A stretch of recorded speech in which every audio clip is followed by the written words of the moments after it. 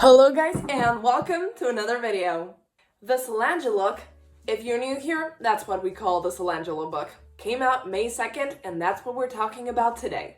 Boy oh boy do we have a lot to talk about today. It took me 2 days to read the book because I was working. If not, I could have read it in one sitting, but it took me 2 days, and for those 2 days I stayed away from social media because I didn't want to see spoilers. And then on the second day, when I was finally done reading it, I snuggled into my bed, I crept into the Tumblr Solangelo tag, and I was horrified by what I saw. I was not expecting to find a shitstorm of this magnitude just 2 days after the book was published. I should have expected it as someone who is now an active part of the fandom, but damn was I taken by surprise either way. It was exactly like that one community scene. I walked in expecting everything to be fine with a pizza in my hand, and then everyone was laying dead on the ground, bleeding everywhere, and everything was on fire. Here is a dramatic reimagining of what that looked like. Solangelo is cringe. Solangelo is super cringe. Oh my god. Nico was super out of character. Will was OOC. Percabeth was out of character. Dionysus was out of character. The plot was lacking. Percabeth sucks.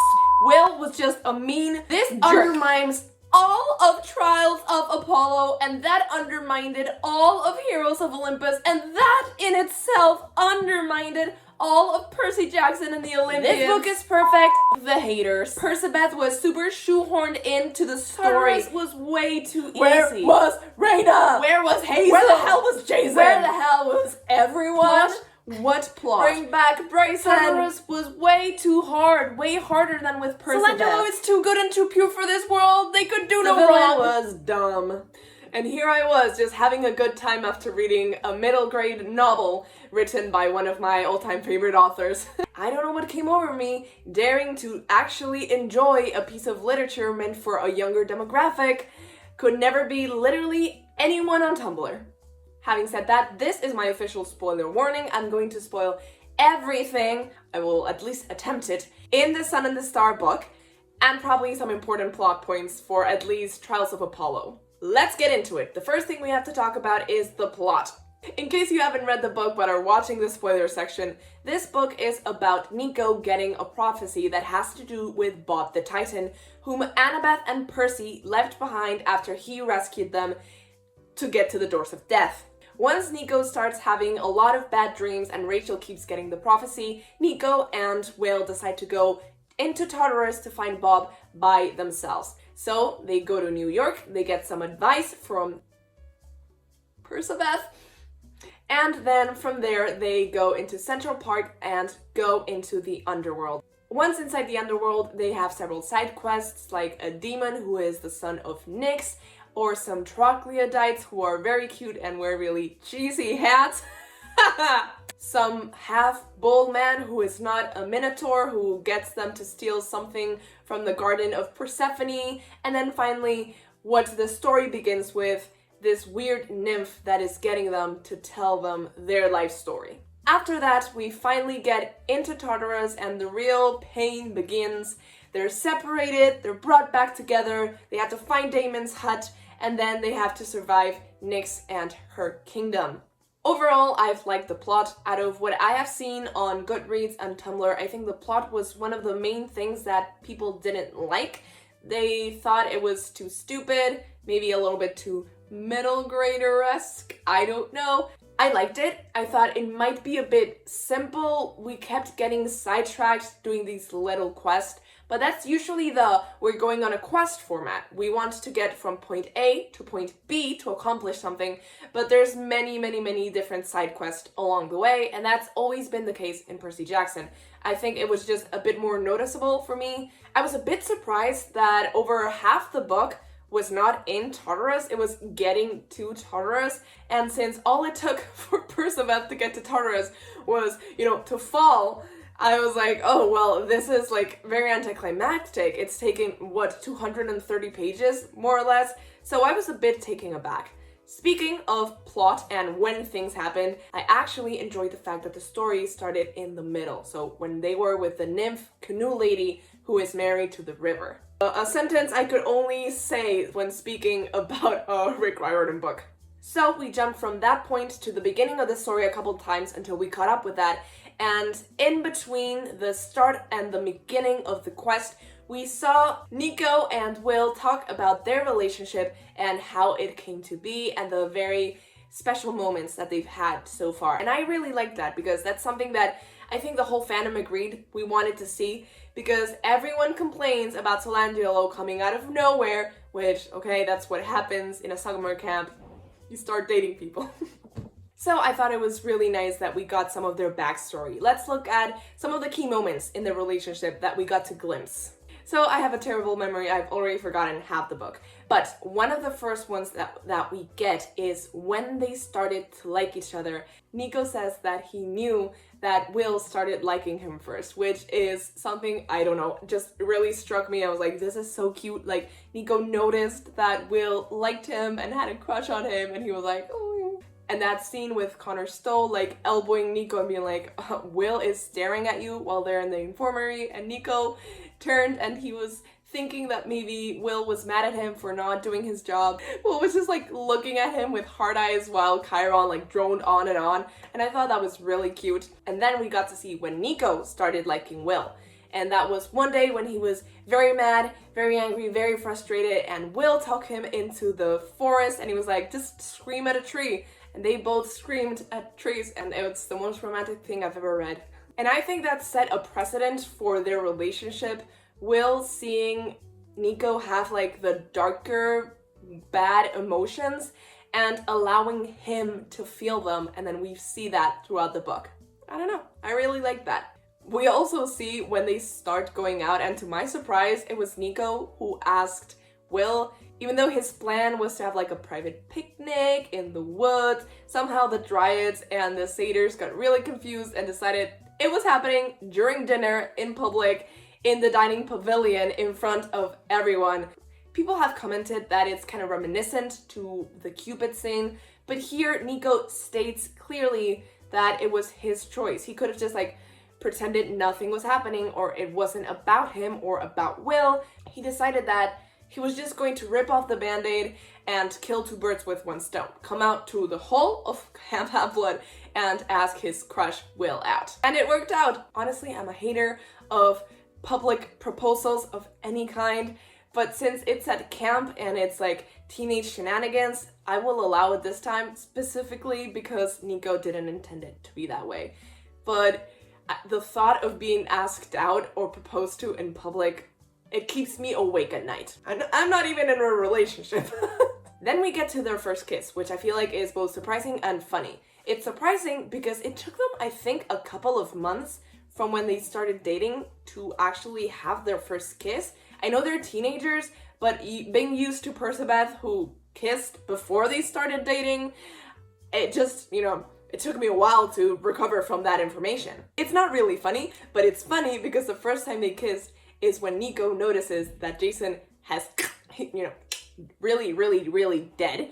In order to comfort him, Will is just like, here, mwah. And he takes his head in his hands and he kisses him. I found this meme and I thought it really encompassed that moment really well. And I agree. I can appreciate what Will was trying to do. I just think it's so funny. And finally, something that really had me really confused up until we saw this moment, this flashback, was the exchange of the tokens. So Nico keeps being like, oh, I have Will's coin in my pocket. I'm like, what the fuck are you talking about? What coin? What pocket? We finally got an explanation during, I think, one of their last stories. After they almost died in the Tower of Nero, Will decided to create a keepsake to give to Nico, so he always knew he was thinking about him, even though they weren't together. It's a bronze coin, and on one side, I think it has the sun that Will has tattooed, and on the other side, it has the Helm of Darkness, the Helm of Hades. The helm that Hades has that lets him be invisible. I thought that was really cute, and in response, Nico gave Will his skull ring, which he now has on a chain around his neck. While I read that, I was just picturing so many Nico and Will cosplayers having to change up their cosplay. I'm gonna try to stay generally positive and say the things that I did like in these sections until we get to the parts I didn't like, and then we'll discuss those there. So next part is the villain. And of course, the villain always garners a lot of conversation, and in recent years, a lot of dislike in specifically the Percy Jackson fandom. So what villain did we have? Nyx. But was Nyx really the villain? I see your villain Nyx, and I raise you my villain Tartarus, and changing and evolving / growing up. I think that's basically what the book is about. Nyx is just a metaphor for the fact that change is scary, but it's a necessary fact of life. Even though the journey might be painful, we have to choose to change in order to come out better than we were before. Overall, I think it could have been a little bit better explained why Nyx was so obsessed with Nico. I get that canonically they met before he was taken by the Titans in Mark of Athena, but it just wasn't enough of an explanation to why she would be that obsessed to that degree. I will say that I was this confused before we got the reveal that it wasn't her prophecy, it was Hades' prophecy. So she didn't necessarily want Nico to come down, she just had Bob trapped and Nico came down on his own volition. Knowing that, I like her a little bit better, her as a character, but she still felt a bit flat at times. I was really ready to hate her as a character once we left her and we were already on the river and we had basically not fought her at all. It had been all her children, and then she appeared out of nowhere, like crawling towards them on the river, and she started to dissolve on the river behind them because they were already like panicking. They were like, we used our last ace up our sleeve, what are we gonna do? And then the metaphor, I feel like, came full circle. So without that last bit of her chasing them into the river and not being able to cross, I think she would have been a much weaker character, but because that last thing happened, I was like, okay, I can get behind this now. I can get behind the metaphor. One of the most underwhelming parts of this book was Nyx's children. I liked seeing them individually, even though Hypnos did nothing. I wanted to see his power, and Nemesis did nothing either. So I know her power is more like metaphorical. You can't really see luck changing, but I wanted to see it either way, okay? Sue me. I just found it really jarring that they were with their mother and they were like, oh, we hate being with you, sad, oh no. And then all of a sudden they grow a backbone and they go against her just because two little demigods had done so. I find their escape a little bit unbelievable. Like, they have a whole army, not just of Nyx's children, but of like other demons. They can escape. They're like on a cliff and they can escape. They have time to have like a whole conversation, a whole thing, and they can escape. But sure, I mean, sure, it happened. Let's talk about the parallels now, because of course having a couple in Tartarus is going to lead to some parallels. Percabeth. When they were falling into Tartarus on that canoe and they said a one-way trip, I was like, oh my god, a one-way trip, a very hard fall. I was immediately transported to whatever it was, 2012 or 2013, when I read that scene for the first time of Percy and Annabeth falling to Tartarus. I was like, I will never be able to forget those words. A one-way trip, a very hard fall. I did like that when they were falling to their deaths into Tartarus, they were like, okay, I'm gonna whisper I love you into your ear, because it makes sense. They're in a life or death, probably death, situation, and they just have to get it off their chest because they might never get the chance to say I love you again. And this time, instead of Annabeth saying it in Percy's ear, and I don't know if Percy didn't hear it or he just wasn't ready to say it back, this time Will says it and Nico says it back, and I was like, oh, well, a parallel, but with a twist. One of the main differences between Will and Nico's experience in Tartarus with Percy and Annabeth's experience in Tartarus is that we only get some chapters in a whole book for Percabeth, while we got a whole book, or half a book at least, of Solangelo in Tartarus. So I feel like they have more room to breathe and more room to react to what's happening around them, and for that to affect them as people and as a couple. Which leads to them having more time and more room to discuss their trauma, which they do repeatedly, and which I feel like Percabeth never really got to do, because the only person that Annabeth really talked about her trauma with was Piper, for some reason. However, it's also made crystal clear that Percabeth had known each other for years before falling into Tartarus together. Percy and Annabeth had known each other since they were 12, and they were currently 16 and 17.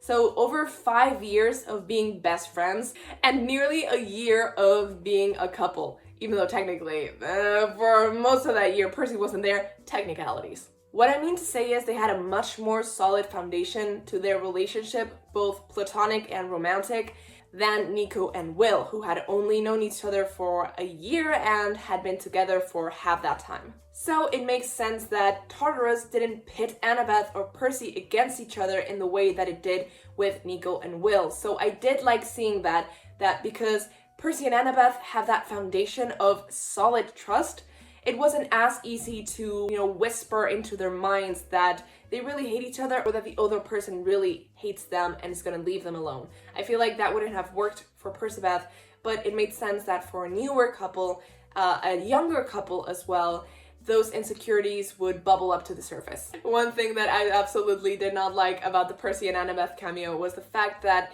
they were called Percabeth. I don't remember if it was to their face. I think it was just Nico referencing them later, but they said Percabeth instead of Percy and Annabeth. I will not allow any fandom talk in my books unless it's a book like Fangirl and it's about fandom culture. I don't like when people in real life call other people by ship names when talking about real life people, okay? I can talk about Percabeth all I want because Percabeth isn't real. But if my sister is dating someone, I am not going to call them by their ship name. I'm going to call them by their separate names because they are two separate entities. That's a pet peeve of mine, I'm sorry. Okay, I think we only have 2 sections to go, so this video isn't going to go on forever, but the next section is characters. Let's go one by one. The first character we have is Chiron, who I feel was a lot chiller than usual and clearly has his favorite campers, which I feel like is a bit wrong for him to do. He should be like a parent, shouldn't pick his favorites, but I understand why he does that. Then we have Mr. D, who hasn't called anyone by the wrong name since John Green. Then we have Rachel, who is just there. You get it? Then we have Will, who I think is creating the biggest controversy in the Percy Jackson fandom in 2023. And this might be a hot take, I don't know, depending on which app you're reading opinions on, but I have to say that I officially love Will Solis. He is one of my favorite characters. I think he is super cute and also super relatable. I'm a healer, not a fighter. I know we all like to imagine that if we went to Camp Half-Blood, if it was real, we would all have these cool weapons and we would fight monsters and we would be badass. And I personally like to think that I would do those things. But however, we're still human beings and being scared is part of the whole packet. So I think Will is a very realistic version of what some of us might be if we were in those actual circumstances. He kind of reminds me of course, Magnus Chase, who also is a brave character, but in his own way. Not like Percy, who just jumps into a terrible situation in order to save the day. Like, whatever is going on in his life, he's ready to fight a monster. These 2 characters, Magnus and Will, they're not like outwardly brave, they're more like Grover brave, where they don't usually jump into those situations, but when it's to protect someone they love, they would do anything. Like, they would go to the ends of the earth.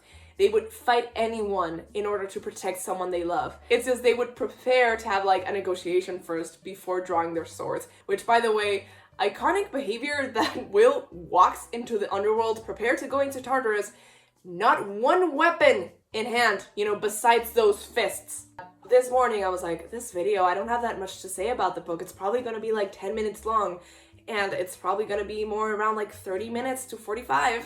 I'm sorry, just got a lot to say. I think Will is much more complex than people have given him credit for in this book. I think that his character in this book really builds on what we've seen from other past books where he has been in.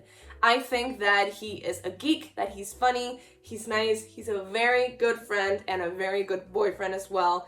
Obviously not perfect because he's a child and literally no one is perfect.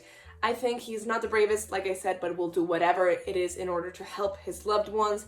He is also very caring, and I love to see those characteristics in a male character. He also really tries to be understanding, which I think a lot of the fandom and Nico himself did not perceive. But through the whole thing, through the whole journey, he just wanted to understand Nico better and help him in those circumstances.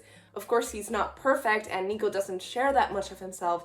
So sometimes, he stepped on his toes. So that stuff happens. The important thing is that he did learn from his mistakes and he did say he was sorry once he noticed and he apologized. And I think he really grew as a person all throughout this book. I really enjoyed his character arc. He did try to fix Nico, but I think that's a lot of things that younger people do in their first relationships. The I can fix them.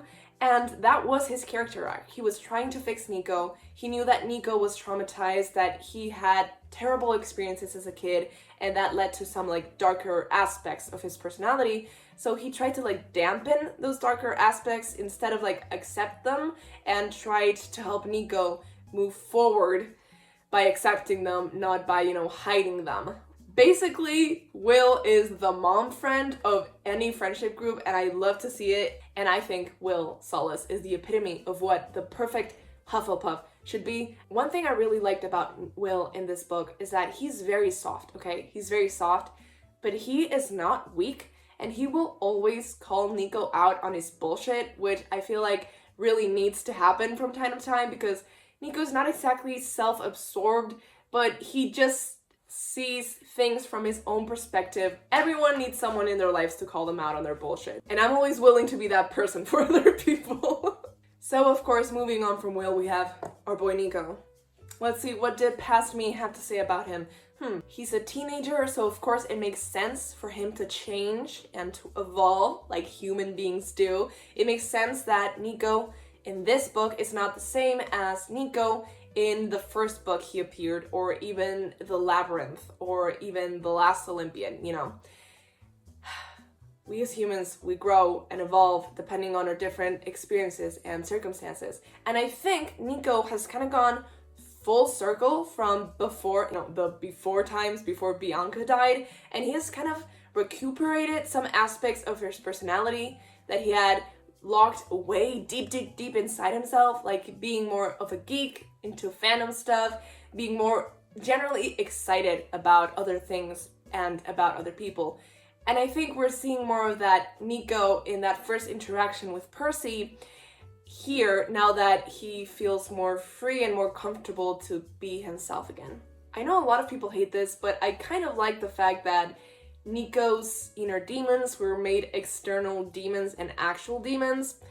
And I think it's good to see that, as you have to live with them. You have to accept them and not just try to fix them or hide them. Once you see them, you're able to move on from them and learn from them. I think people are really missing the point with this one, because I've seen a lot of people being like, oh, it's so disturbing that Nico just has random children with Nyx. It's not Nico having children with Nyx, it's Nyx creating demons based on Nico's insecurities and Nico's past traumas. So there's no children, there's no bearing involved, okay? There's nothing weird going on. It's just a mind baby, okay? Think of it as Athena. One thing that kind of bothered me about Nico, that I'm on Will's side on this argument, is that he got so annoyed every time Will said, oh my god, that's scary, we're in the underworld, could never be me, couldn't live here, and he goes nobody asked you to. Nico, I understand he was being snappy, they were going into Tartarus, it was a hard situation, and he wasn't in the right mindset to put up with that, because, obviously it's his second home, his home away from home. However, the people who are complaining about Will being a jerk are just plain wrong. Every time we've heard or we've seen the underworld be described, it was negatively, okay? Percy has been there a couple of times. He hated it. He was imprisoned half of the time there. It's never been good, and we've never seen the underworld through someone else's eyes who would maybe appreciate it more. So it would make sense to go into the land of the dead, where everything is acidic and you can't see anything and there's no sun and there's death everywhere. It would make sense for you to get there and be like, well, maybe I wouldn't want to live here, I mean, people don't even want to live in northern countries where you can't see the sun for 6 months a year. So it would make sense for people to not want to live in the underworld, okay, Nico? Okay, Will haters? I think it was a completely valid point. I do understand that indirectly insulting Nico's home but he got that in the end, okay? He got there once Nico opened up, because if you're having issues with what someone is saying, someone who you love is saying, you tell them and you work it out. Boom, communication, fixes things. We're almost there, only 2 sections to go, and the next one up is relationships. And of course I want to talk about Will and Nico. Solangelo. People have been saying that their relationship is super cringe, and to that I raise you, what? First of all, I don't understand. Yeah, that's my whole argument. I don't see it. One thing that I think people are forgetting, as I always say, these people are 15 and 16-year-olds. It would make sense that in their first relationship, sometimes they get sappy. Also, have you ever been on the brink of death? You get sappy. I'm telling you from personal experience. No, I'm not. But I imagine that you do. You tend to get a bit cringy and sappy when you're with the person that you love most and you're literally in the underworld or in the worst, the 7th circle of hell. This book is for middle graders. Will I ever get tired of saying this? No, I won't get tired as long as people actually keep complaining. Oh my god, they're behaving like dumb teenagers. Oh my god, they are dumb teenagers. It's a character. I really loved how Nico was very tender towards Will in specific moments. When I had to reread this like twice because I couldn't believe what I just read, Nico kissed Will's neck, but just not like in a sexy way, but in like the most tender way to comfort him. I was like, what did I just read? Rick, what? Also, they held hands throughout the entire book when they were happy together, and that made me really happy as well. I really love hand holding, so love to see it with my favorite couples.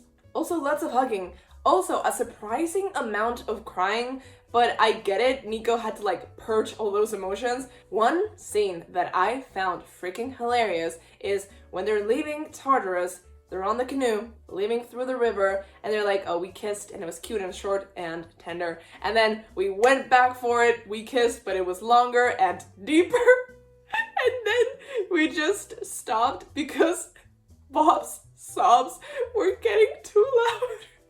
Like, that is top teenage behavior. You're literally like the friend that they just rescued that has been tortured for like the past couple of months is crying in the back, but they're like, no, we're having a moment, okay? We're making out, we're French kissing. So unless you start crying really, really loudly, we're not gonna stop.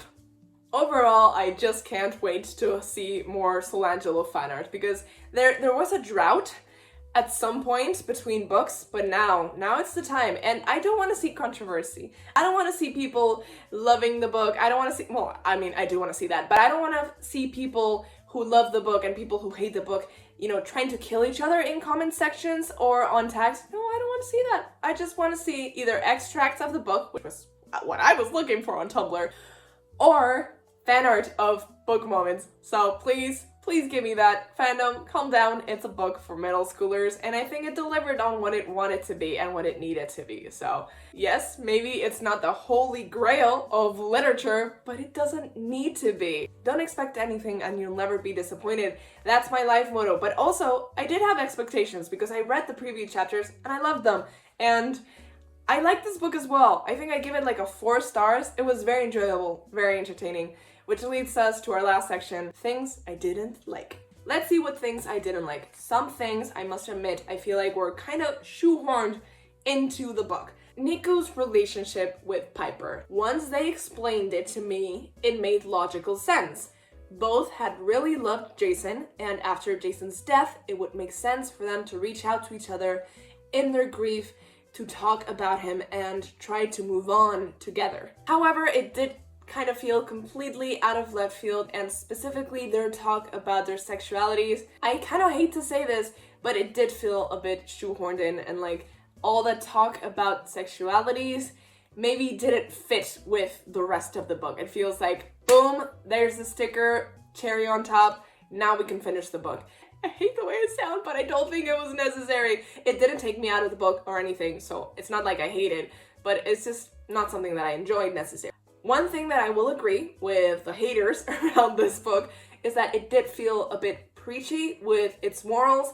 It didn't show, it just told you. It did show you the morals of the book, and then it told you. Like every time something happened, or they got to a realization and they fixed a communication problem together. The narration would just tell you, like they would summarize the beautiful moment that had just happened, which might be a middle grader thing, in which case I will accept it. But I felt like, okay, we just saw this, I understand, so why are you explaining it to me? The book had good morals. There's good and bad in everything. You need a balance. You can't be perfect. You need to accept other people's demons and help them, not leave them behind or ignore them. Just get through them while accepting them and seeing them for who they really are. And you also need to change and evolve, and it's okay to choose to change. And to change, sometimes it hurts, you know? A valuable lesson always hurts, and change hurts because you're leaving something behind and you're evolving, but you have to choose to change in order to keep going. And I really like those morals, and I understood them while I was seeing the action. I didn't necessarily love that they were recapped every time something happened. I love representation as a whole, okay? I always love to see it. But it was a bit jarring coming from other Percy Jackson books where there's a bit of representation or no representation to just having it everywhere here. There was a non-binary demon, then the gay not Minotaur and his gay boyfriend, who by the way was a side character from Battle of the Labyrinth, who made no sense to have here, okay? I wouldn't have minded the not Minotaur being gay, because why would I mind? But why did you have to bring back a character that we knew and have him be in a relationship with this one random character who is just a random side quest, and him not even appearing in the book, just being referenced? If you were going to have a gay Minotaur, I would have just loved a gay not Minotaur, but not being in a relationship with a character who doesn't even show up in the book, who we've seen before, who was a bad guy. I get they were going for the parallels between them and Solangelo, but no. I've said this before, but I did not enjoy the storyline with Nyx's children. I thought it came completely out of left field, and I would have loved to see more of them and to understand better why they decided to change their minds all of a sudden. One scene that I loved that I forgot to mention was Will in Persephone's garden. I think that was top 3, at least top 5 favorite scenes from this book. When he goes in and talks to Persephone and she tells him all about how you fall in love with a child of Hades. I thought that was so sweet. And seeing that scene, I don't understand how people can think Will is a jerk, because he's literally asking Nico's stepmother for advice on how to be a better boyfriend and better understand him, because Nico himself won't tell him anything of actual value or importance about himself. By the way, if I sound like I don't like Nico, that's not true at all. It's just that in some arguments, I do think that Will was more right. Obviously, Nico still has the right to feel annoyed that Will is complaining out loud about his house or whatever. I see both sides of the coin. Pun intended. I love both of them, and it was really nice to see both of them being happy together and work through all their issues. I love communication. I think those were all my thoughts for now. I'm probably missing a lot, and like I said, I finished it last night, so I haven't had that much time to digest. I'm just like still really jarred from what happened when I logged onto Tumblr. So let me know what you think down below. Please leave a like in this video if you liked it, and comment down below your favorite moment or your least favorite moment. Let's create some Discord. Keep it hate-free. I already had enough hate invading my eyeballs when I went into Tumblr. Please subscribe if you haven't already, and click that bell button so you get notifications every time I post a new video. I post videos just like this every single Friday, and I guess I'll see you guys next time. Bye! It wasn't on any way on purpose, but I dressed in their colors, like yellow and black. Also, I need Will's hoodie. The blue one that he was wearing all throughout the book, I need it.